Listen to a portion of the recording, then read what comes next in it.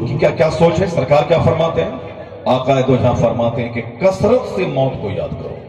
اسی تعلق سے ایک دوسری حدیث آئی ہے کہ روزانہ 20 بار جو موت کو یاد کرے گا وہ اپنے گھر میں کیوں نہ مر جائے، اللہ تبارک و تعالی اس کو شہادت کا مرتبہ عطا فرمائے گا۔ جو روزانہ 20 بار موت کو یاد کرے، فضیلت کیا ملے گی اس کو؟ اللہ تعالیٰ اسے شہادت کا مرتبہ عطا فرمائے گا۔ کیوں؟ اس لیے عطا فرمائے گا کہ چونکہ انہوں نے 20 بار روزانہ موت کو یاد کیا۔ اب 20 بار موت کو یاد کرنے کا مطلب ہے کہ ان کے دل میں آخرت کی محبت زیادہ ہے، وہ موت کی تیاری کرے گا۔ ایسا نہیں کسی 20 بار موت موت موت بولے گا، بول کے رہ جائے گا، نہیں۔ موت کے بارے میں سوچنے والا وہ کرائم نہیں کرے گا۔ موت کے بارے میں سوچنے والا وہ زیادہ روزی روٹی کی تلاش میں نماز روزے حج و زکوٰۃ کو ترک نہیں کرے گا۔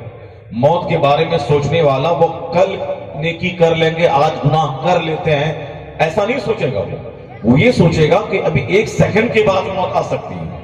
اب موت کو کل پر صاحب ٹال دینا کہ کل مریں گے تو آج گناہ کر لیتے ہیں، کل توبہ کر لیں گے، یہ اسلامی سوچ نہیں۔ اسلامی سوچ یہی ہے کہ آقا دو جہاں علیہ السلام اور آپ کے اصحاب اور تمام بزرگان دین کا معمول رہا کہ جب وہ بے وضو ہوتے تھے اور سامنے ندی ہوتی تھی جہاں جا کر کے وہ وضو کر سکتے تھے، 10 قدم پر ندی ہے، وہاں جا کے وہ وضو کر سکتے تھے، لیکن جہاں وضو ٹوٹا وہیں زمین پر ہاتھ مار کے تیمم کر لیتے تھے، اب پھر وضو ندی کے پاس جا کے وضو کرتے تھے۔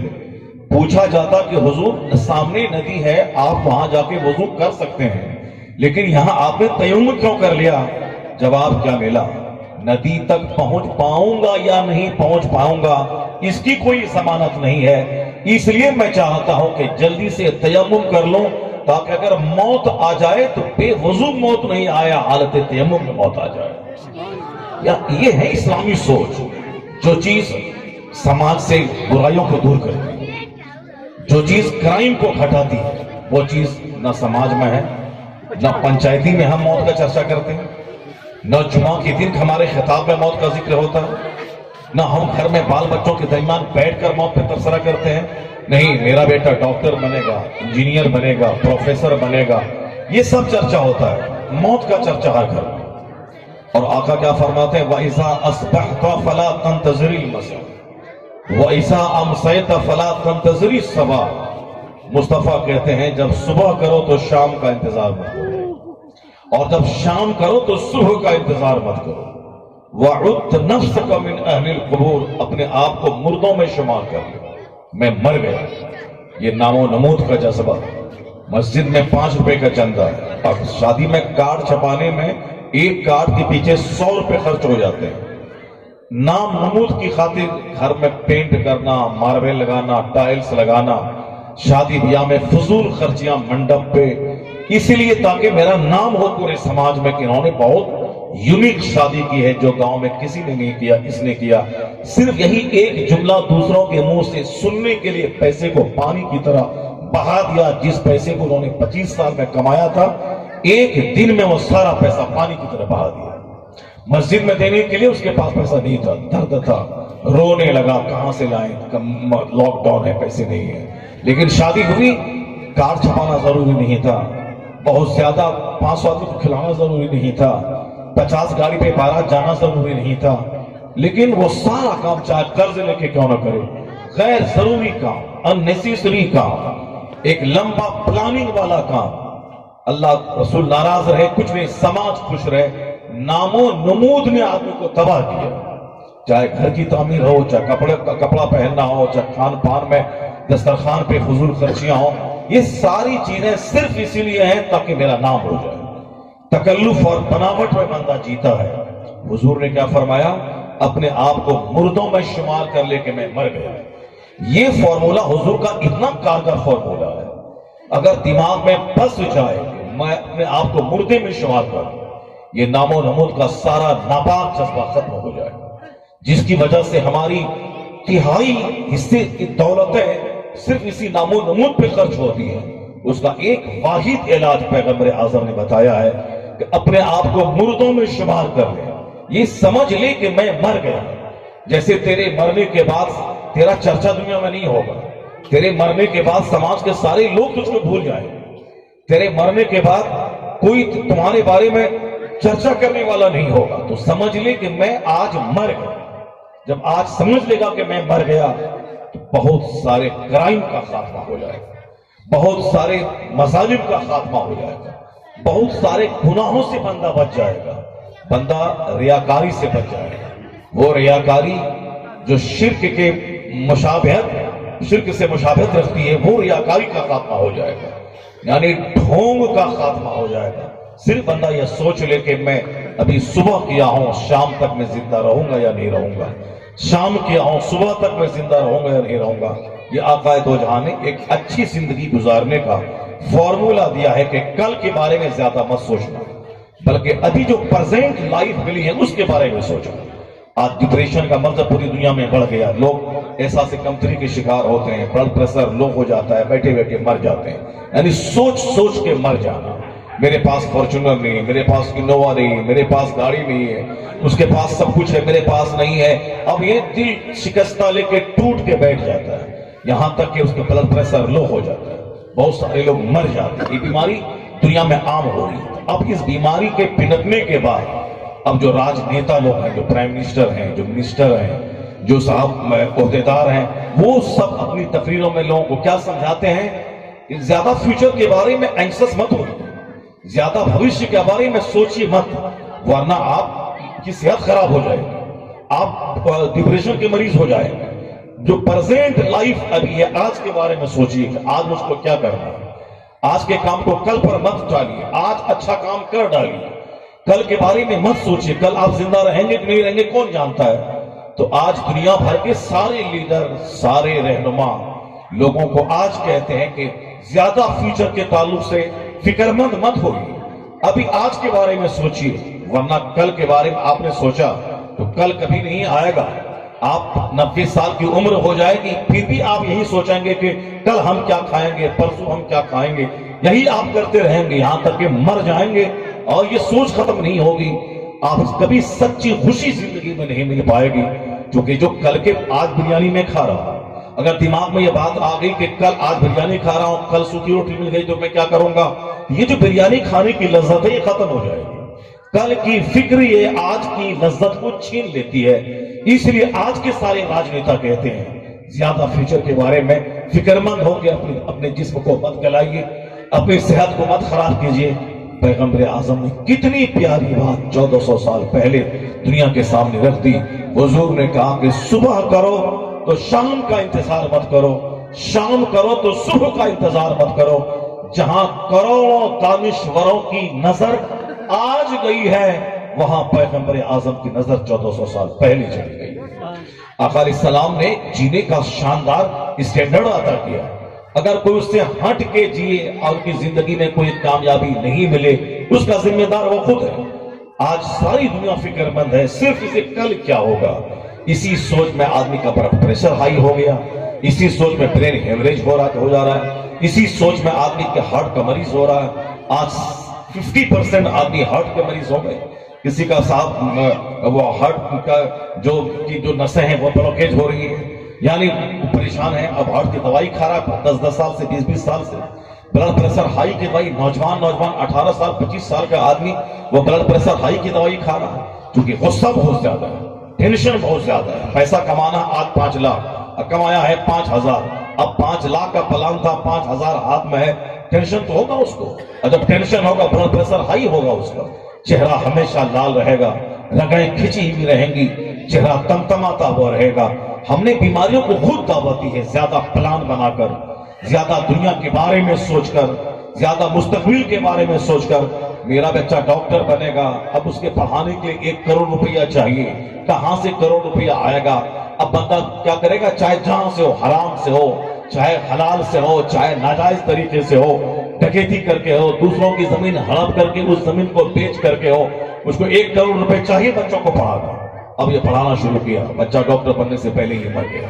اب کیا ہوا, دنیا بھی نہیں ملی, بچہ ڈاکٹر بھی نہیں بنا, اور کروڑوں گناہ بھی اپنے حصے میں آ گیا. ابھی اس کورونا کال میں پچھلے سال جو رمضان ابھی آنے والا سال لگنے والا ہے, میرے گاؤں کا ایک بچہ ITI انجینئر تھا, اور پھر وہ بچہ IAS کی تیاری کر رہا تھا، DM بننے والا تھا، بہت جینیس، بہت تیز لڑکا، اور واقعی وہ DM بن جاتا ہے۔ میرے اپنے گاؤں کا لڑکا ہے، میرا اپنا قریبی رشتہ دار ہے، یعنی یہ سمجھ لیں کہ میرے اپنے خاص بہنوئی کا بھانجا تھا، وہ اتنا قریبی رشتہ دار۔ لیکن اس کورونا میں اس کو 15-20 دن ہاسپٹل میں رہنے کے بعد آکسیجن لگا، کیونکہ بخار ہو گیا تھا، پیراسیٹامول کھایا، پلس ریٹ گھٹتا چلا گیا، آکسیجن لگایا۔ 15-20 دن کے بعد یعنی 20 رمضان کو وہ بندہ دنیا سے چلا گیا، DM نہیں بن پایا، باپ کا سپنا ساکار نہیں ہو پایا۔ صرف ایک لڑکا نہیں بلکہ اس دوسری لہر میں نوجوانوں کی بڑی تعداد دنیا سے چلی گئی، نوجوان ہی مر گئے۔ جس کے بارے میں سنو صاحب وہ تھا، وہ مر گیا، فلاں صاحب تھا وہ مر گیا، کورونا میں مر گیا، نوجوان لوگ۔ پچھلی جو سیکنڈ لہر تھی اس میں لوگ چلے گئے، نہ DM بن پایا۔ اب اگر وہ نماز روزے کا پابند تھا، ایمان سلامت تھا، ایمان کو بیچا نہیں تھا، کسی لڑکی کا چہرہ دیکھ کے ایمان نہیں بیچا، جس طرح ہماری ماں بہن ہماری بیٹیاں آج دوسرے غیر مذہب کے لوگوں کو دیکھ کر اس کا چہرہ، اس کا صاف مٹھائی کا پاکٹ، اس کا پیسہ دیکھ کر اسی کی طرف مائل ہو گئے، شادی میں تھوڑی دیر ہوئی ایمان بیچ کر کے ان کے ساتھ چلی گئیں، یا پھر انہوں نے پیسے کا جھانسا دیا، محبت پیار کا جھوٹا جھانسا دیا، اس جھانسے کے جال میں پھنس کر کے ان کے ساتھ چلے گئیں، ایمان بیچ دیا، چند سال رہے، اس کے بعد مر گئی۔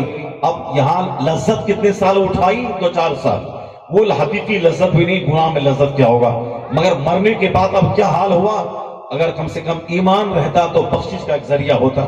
کوئی اگر ایمان کی حالت میں مر جاتا ہے، یعنی اللہ رسول پر یقین ہے، ایمان ہے، اگر مر گیا تو 3 بار قل اللہ احد کا ثواب اس کو مل جائے گا، محفل میلاد کا ثواب مل جائے گا، کوئی 10 بار سبحان اللہ پڑھ کے اس کا ثواب اس کی روح کو پہنچا دے، یہ مل جائے گا، کوئی ان کی طرف سے یاتری شیڈ بنا دے، ثواب مل جائے گا۔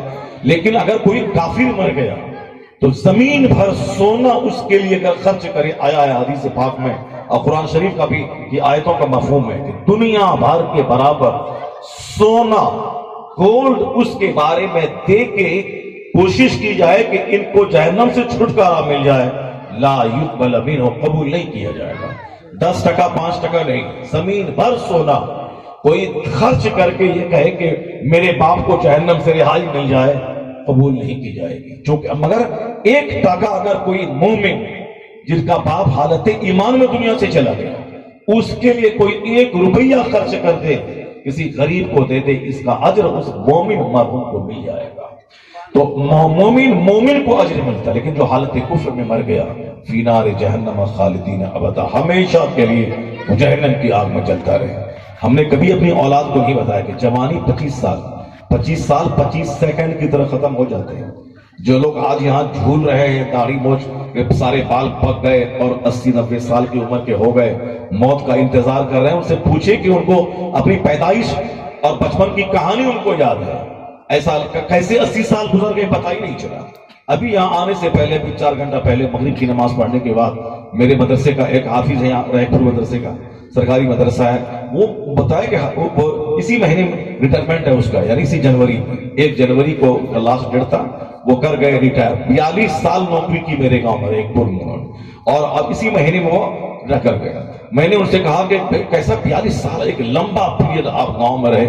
وہ کیا بولے، حضرت پتہ ہی نہیں لگا کہ 40 سال کیسے رہ گئے گاؤں میں، اور کیسے 40 سال گزر گیا، یعنی ایسا لگا جیسے پرسوں میری بحالی ہوئی اور آج میں جا رہا ہوں۔ 40 سال کا عرصہ کیسے گزر گیا پتہ ہی نہیں چل پایا۔ ابھی 3 گھنٹہ پہلے اس سے میری گفتگو ہوگی، کیسے 41 سال، یعنی 80 میں وہ آیا تھا، اس کے بعد نوکری ہوئی تھی، 42 سال کیسے گزر گئے پتہ ہی نہیں چلا۔ اب ذرا افسوس کرتے ہوئے وہ اب میں نے کہا اب کیا کریں گے، کر گئے ریٹائر، آپ کا اب کیا کریں گے؟ وہ 47 بیگھہ زمین کھیتی باڑی ہے، اور اسی کو کریں گے۔ جو 40 سال کے بعد وہی کھیتی باڑی کر رہا تھا تو پہلے سے وہی کھیتی باڑی کر لیا ہوتے۔ یعنی صاحب وقت کس طرح تیزی سے گزر جاتا ہے کہنا مشکل ہے۔ یہ انتظار کے بڑھاپے میں نیک بنیں گے، زندگی بوڑھا ہونے دے گی یا نہیں، موت بوڑھا ہونے دے گی یا نہیں دے گی، نہیں کوئی ضمانت ہے۔ اس لیے حضور نے فرمایا صبح کرو تو شام کا انتظار نہ کرو، شام کرو تو صبح کا انتظار نہ کرو۔ حضور نے تو یہاں تک کہا کہ جو سانس میں لیتا ہوں یہ سانس اندر بھی جائے گی یا نہیں، میں تو یہ بھی نہیں سوچتا ہوں کہ سانس اندر جائے گی یا نہیں جائے گی۔ یعنی آقا فرماتے ہیں کہ سانس جو میں چھوڑتا ہوں اور جو میں آکسیجن لیتا ہوں، چھوڑنے کے بعد یہ ضمانت نہیں ہے کہ دوسری سانس اندر جائے گی. یہ حضور نے اپنے غلاموں کو تعلیم دیا کہ اتنی زندگی کو مختصر سمجھ لے کہ جو میں سانس چھوڑا پھر دوبارہ میں لوں گا کہ نہیں لوں گا. یعنی یہ اتنی اونچی فکر ہے. جب تک یہ فکر سماج میں تھی ہر شخص جنت کے بارے میں سوچتا تھا, ہر شخص اپنی موت کے بارے میں سوچتا تھا. اس کو فرصت نہیں تھی کہ گھور کے پاس 2 گھنٹہ بیٹھ کر ایک طرف سے سب کے بارے میں غیبت کرے. اس کی بیٹی ایسی, اس کا بیٹا ایسا, وہ ایسا, وہ ایسا, وہ چور, وہ لفنگا, وہ ڈکیت, وہ بے ایمان, وہ کمینہ, وہ خسیس, وہ رذیل, وہ ایسا. اس کی بیٹی بھاگی, اس کی بیوی بھاگی, اس کی بیوی کا سمبند اس سے ہے, اس مرد کا سمبند اس سے ہے. یعنی یہ جو پوٹلی لے کر مرد باہر بیٹھتے ہیں, عورتیں اندر میں بیٹھتی ہیں, اپنے بارے میں کبھی نہیں سوچتا, صرف دوسروں کی غیبت کی پوٹلی لے کے بیٹھتے ہیں. یہ صرف اسی لیے ہے کہ میں نے دنیا کی زندگی کو ترجیح دی اور موت کو بھلا دیا. اور سماج میں لڑائی جھگڑے, ایسا لگتا ہے کہ سماج چھوڑ کے آدمی بھاگ جائے, زہر کھا کے مر جائے. جانوروں کے سماج میں کیسے جیتا ہوں جہاں کوئی اپنا نہیں ہے, کوئی شبھ چنتک نہیں ہے, کوئی خیر خواہ نہیں ہے, سامنے منہ پچکا کے ہنستا ہے, 1 منٹ کے بعد وہ پیٹھ میں خنجر بھونکنے کو تیار رہتا ہے, سامنے تعریف کے پل باندھ دیتا ہے, 1 سیکنڈ کے بعد وہ صاحب پہاڑ برابر برائی بیان کرتا ہے. ایسے کتوں کے بیچ میں کیسے آدمی زندگی گزارے جہاں کوئی ہمدرد نہ ہو, کوئی غمگسار نہ ہو, کوئی دوست نہ ہو, کوئی صاحب سامنے اور پیچھے دل اور زبان دونوں اس کا ایک ہو, زبان اور دل میں کوئی فرق نہ ہو. جو زبان پہ ہے وہی دل میں ہے, جو دل میں ہے وہی زبان پہ ہے. ایسے لوگ کہاں سے لائیں گے؟ کروڑ میں کوئی ملے گا جن کا دل اجلا ہو, جن کی زبان اور جن کا دل دونوں ایک ہو. یہاں منافقت, دغلا پن, زبان پہ کچھ ہے, دل میں کچھ ہے. یہ صرف اسی لیے ہے کہ ہم نے آخرت کو بھول کر دنیا کو ٹارگٹ بنایا. نتیجے میں شہر سے لے کے دیہات تک ہر جگہوں پہ آگ لگی ہے. جہنم میں تو وہاں جلنا ہے, اسی دنیا میں بے چینی کی آگ میں اللہ بندوں کو جلا رہا ہے. اس مسئلے کا حل ایک ہی ہے کہ ہر گھر میں موت کا چرچا ہو, ہر گھر میں جنت کا چرچا ہو, ہر محفل میں آخرت کا چرچا ہو. جہاں جنت, آخرت اور موت کا چرچا شروع ہو گیا, آدمی اپنی زندگی ایک دن سمجھ لے, جنت تو وہاں ملے گی, جنت کی خوشبو اس دنیا میں محسوس ہوتی نظر. نعرہ تکبیر, نعرہ رسالت, مسلک اعلی حضرت, علماء اہل سنت. مسائل کی ذمہ دار ہم خود, پرابلمز ہم نے کریٹ کیا. اخیر میں تو سب کو بولنا ہی پڑتا ہے کہ جو بات حضور نے کہی ہے وہ سچ ہے, جو بات قرآن نے کہا ہے وہ سچ ہے. مگر پہلے اپنے دماغ کا گھوڑا خوب دوڑاتا ہے. یوں کر لیں گے تو یوں ہو جائے گا, یوں کر لیں گے تو یوں ہو جائے گا, یوں کر لیں گے تو یوں ہو جائے گا.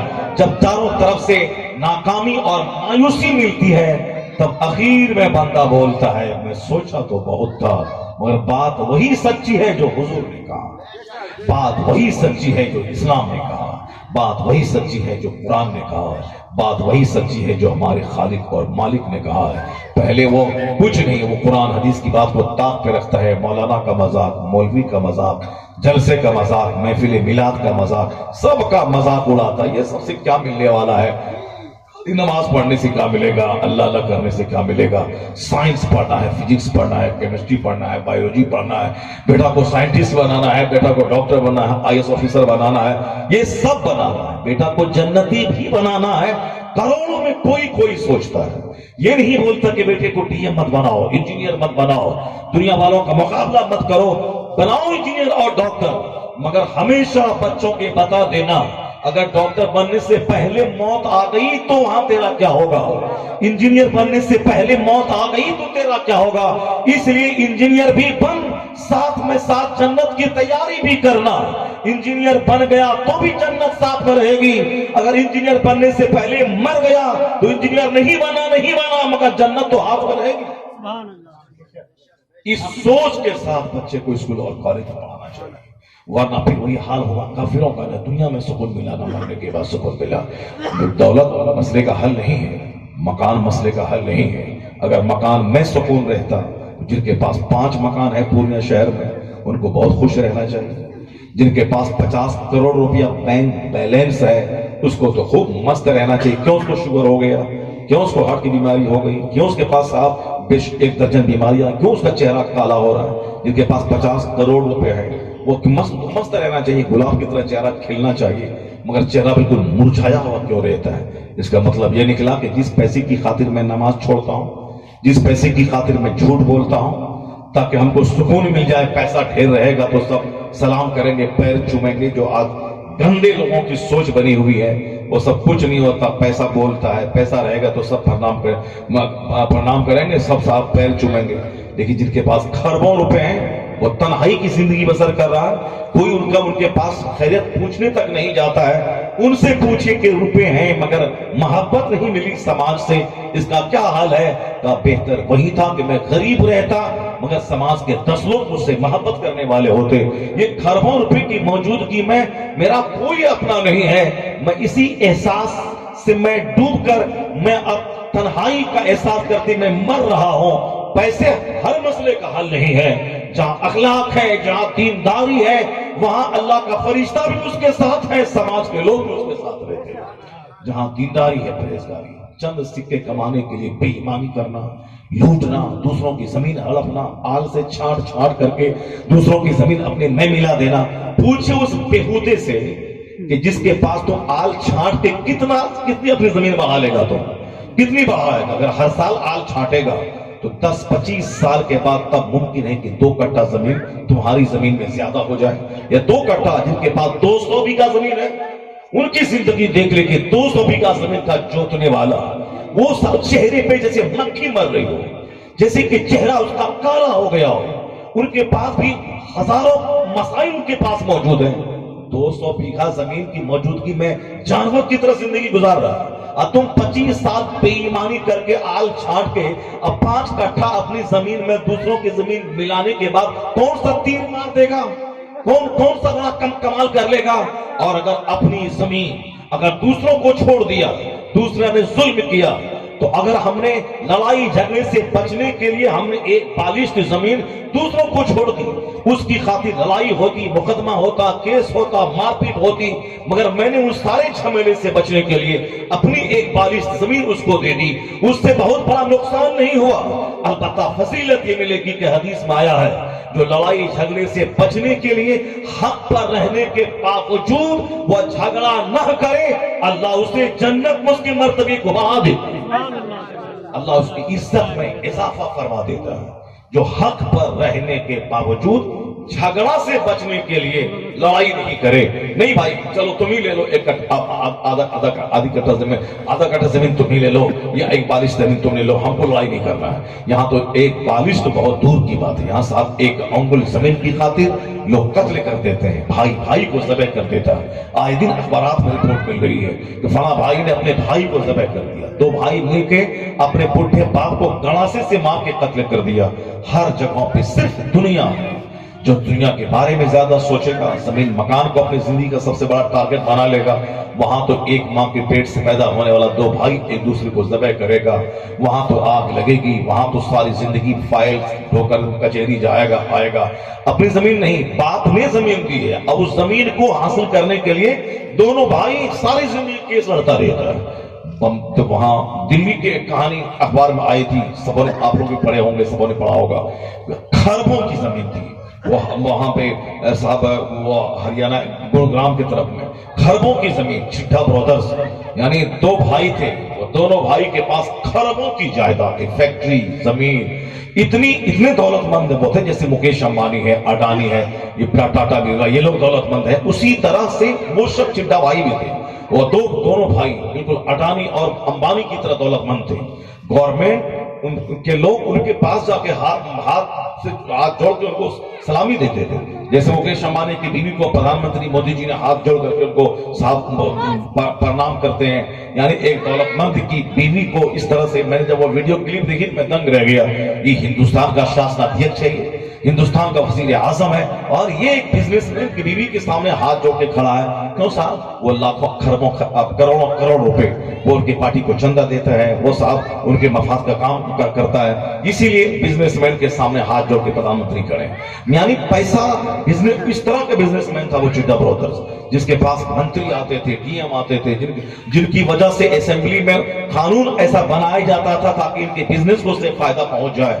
ان کے بزنس کے مفاد کے خلاف نہ ہو. جیسے کسان آندولن وغیرہ میں ایسا ہوتا ہے بڑے بڑے ویاپاری بزنس مین کا کہ مفاد کی خاطر قانون بنا دیا گیا تاکہ اس کا سارا بینیفٹ خربوں کا اس بڑے ادھوگپتی کو ویاپاری کو مل جائے اور غریب کسان چاہے مارے جائیں مگر فائدہ اس کو ہونا چاہیے. اسی طرح قانون بنایا جاتا ہے تاکہ بڑے بڑے مالداروں کو فائدہ پہنچے اور وہ مالدار کروڑوں کروڑ روپے اس کے پارٹی فنڈ میں چندہ دے دے.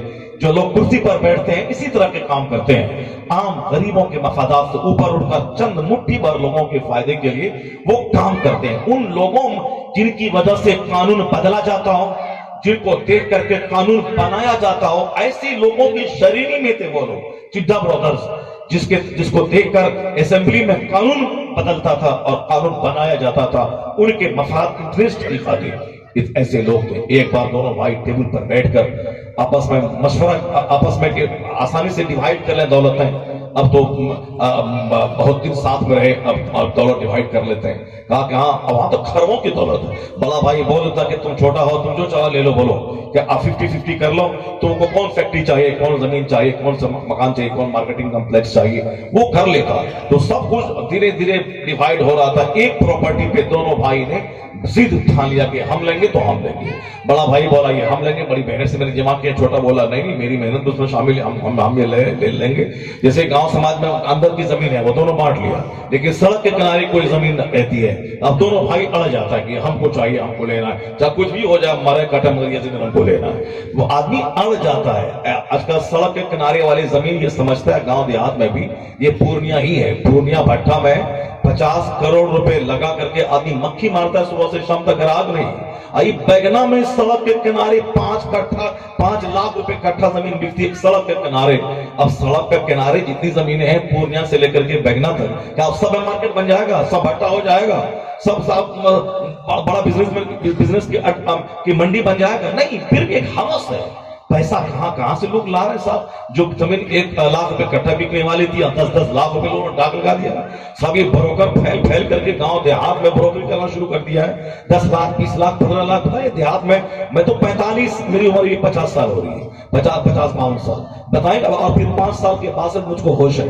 میں یہ بہلیہ تھان اس چوک سے میں ابھی سمجھ رہے کہ 40 سال سے میں گزر رہا ہوں. چونکہ میں 10 سال کی عمر میں تھا کہ میں گھر سے باہر نکلا پڑھنے کے لیے. سب سے پہلے جہاں نکلا میں دھمدہا گیا. دھمدہا میں ککرون ہے, بڑا اچھا مدرسہ تھا, بڑی تعلیم تھی, وہاں 4 سال میں پڑھا ہوں. یعنی 11 سال کی عمر میں گھر چھوڑ دیا ہوں. اب وہاں 4 سال تک میں پڑھا تھا. اب وہاں جانے کے لیے اسی چوک سے جانا پڑتا تھا.